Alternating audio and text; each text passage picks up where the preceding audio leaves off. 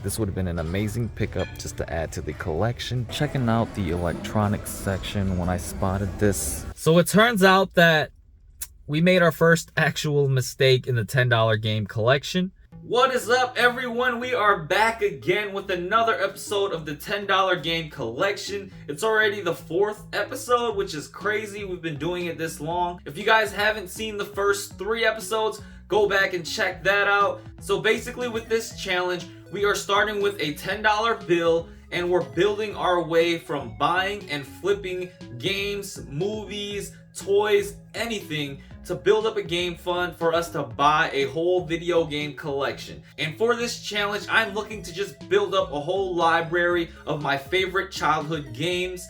That's kind of the whole point of all of this. And so I'm showing you guys that it does not have to be expensive starting a hobby of buying and collecting video games. If you do it very smart, you can do this for very cheap or essentially for free. I wanted to ask a question to you guys on what you guys use to judge your top 5 games of all time. What criteria do you guys use? Is it the amount of times you've played a game, the play time? Is it how fun it actually is? You know, to keep on playing and enjoying, maybe with your friends? Is it a nostalgia factor that you remember great memories in your past of how fun the game was and what you guys used to do growing up as a child? I want to give you guys some details about my top 5 games. And these are the games that I'm going to be looking for while I am collecting and buying and flipping and hunting out there in the wild. So I'm going to quickly go over my list. So it's going to go from number 1 to number 5 in this order. I don't want to be like any order type of person. It's going to be in this order. So my number 1 game, my favorite game of all time, is Fallout New Vegas.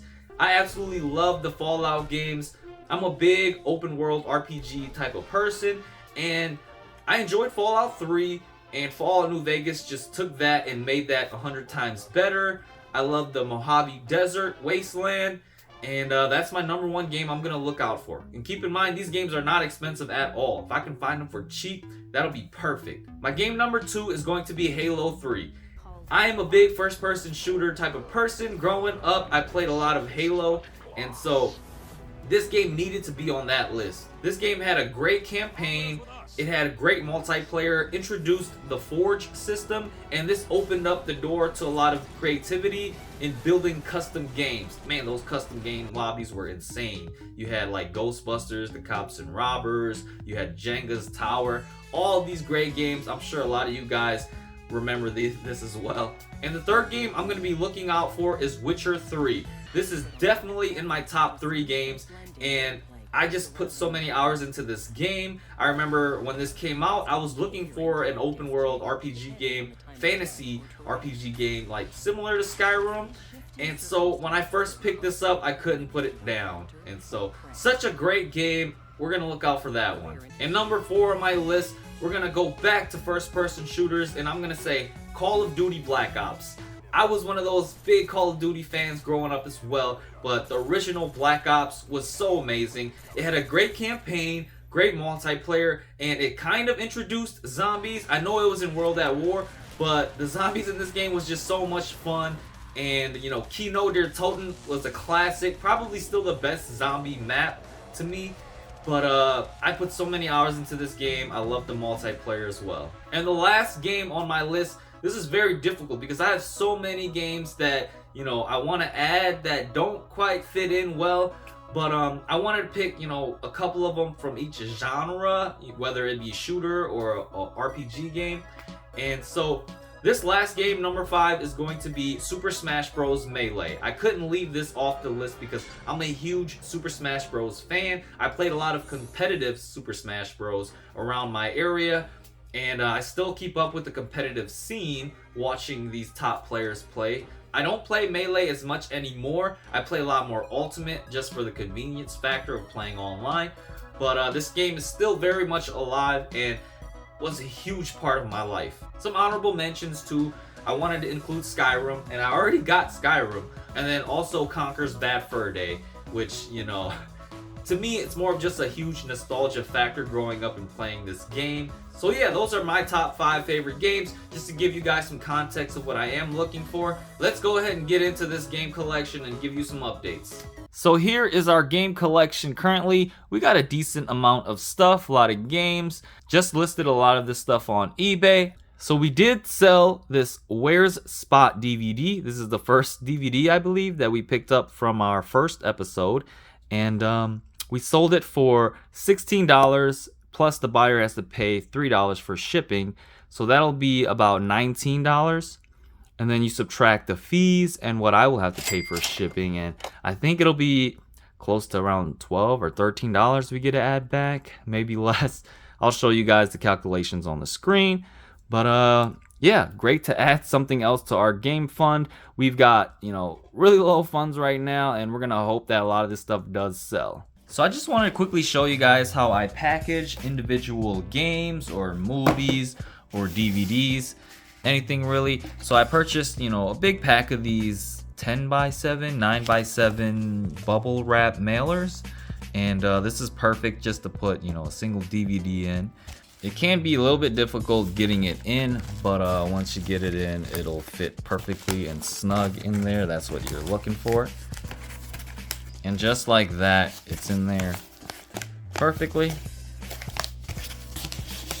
So you can just seal that up.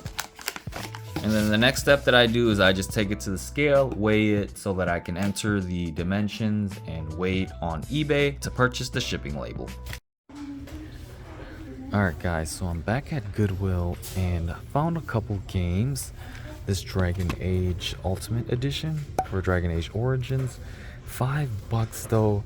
Our funds are kinda low. It's like right under $20. And I need to start finding stuff that I can flip like right away and worth some decent money. I did see this is selling decently on eBay for around $20-ish. I may take a chance on this. I know it's not a good time to be buying stuff to take chances on, but we'll see.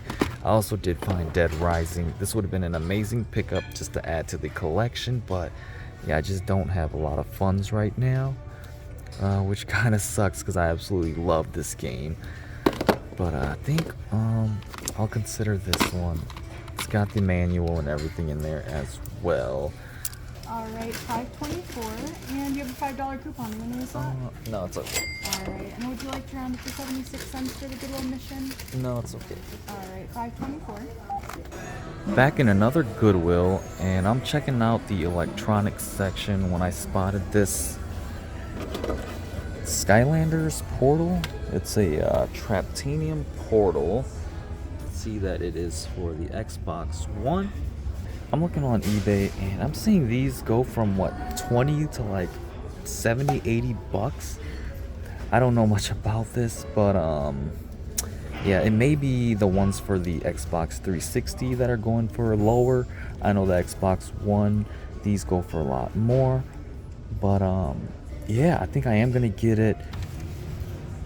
I did it to the wrong line. Okay. You have a $5 coupon. So it turns out that we made our first actual mistake in the $10 game collection. I bought this Tony Hawk Underground 2 game, and rookie mistake by me, I didn't check how scratched it was. Turns out that it's not that scratched, but it's got some deep scratches in it. So I tried testing it out and it just won't load, which is definitely a bummer. I honestly didn't know what to do with this because I'm not going to list it on eBay since it's broken. And I didn't know if I want to just leave it in the game collection sitting there. Ultimately, I just decided to get it resurfaced. I'm over here at my Mega Media Exchange and going to get this resurfaced. It sucks because we spent, what, $3 on this already, and it'll probably be another $3 to get this resurfaced. So I hope it works after we resurface it first. But yeah, this is our first mistake. Such a bummer. Hello. I'm just looking to get this game resurfaced. Ready? It's $3.14 Okay, sounds good. Alright guys, so we're back at home now and just wanted to show you guys a couple things. We've got the Tony Hawk game nice and resurfaced. Let me get it out, and yeah, as you can see, looks really good, and I'm just gonna test it and make sure that it works this time so that I can go ahead and sell it. I think before it was booting up, but it was like lagging and glitching and just not working at all. Yeah, it looks like it is playing smoother now. Maybe I'll just like play a couple rounds of this just to make sure that it does work. There it goes. Looks like resurfacing did the trick and fixed it. I've actually never played this or the story mode for this before. I just remember, you know, doing tricks in that warehouse level. That's like the most popular level. Wow, they even got voice acting by Tony Hawk. Oh, there it goes. Yeah, this level. Yeah, I got one hand, so let me see if I can do something. Oh. Okay, so it looks like it is working now. Very happy for that. I'm playing with one hand and you can't. All right, that's enough. So really quick, just want to show you guys that I'm gonna swap the case for this Dragon Age Origin that I just got from Goodwill. This case is absolutely destroyed and in terrible condition. I mean, look at that. That is just not good. But it is complete. It's got a manual. It's got the disc in pretty good condition. And I got this Red Faction game. Not sure if it's good or not, but it's got a really nice case. And I'm just gonna swap it out with this. So I'll just go ahead and put the Dragon Age cover in this case like this. And that'll look a lot nicer. Got the game and the manual, and there you have it. Really nice and clean now. Alright guys, so that's pretty much it for this week. I do have one quick update. We just sold the Skylanders Portal. I packaged it up. We sold it for around $48, and after fees and shipping, we should get back around $35 to add back to the game fund. So that's amazing. I think it sold within the day of me posting it on eBay. So as of right now, I think the best thing we can do is just wait and be patient. I've got a ton of items on eBay and just gonna wait it out and see what sells. So in this video, I just wanted to give some more context into the games that I will be looking for this game collecting journey. And then also show you guys some behind the scenes footage of me packaging, testing out games, and replacing covers. But yeah, thank you guys for watching. Stay tuned for the next episode, and I'll see you guys next time.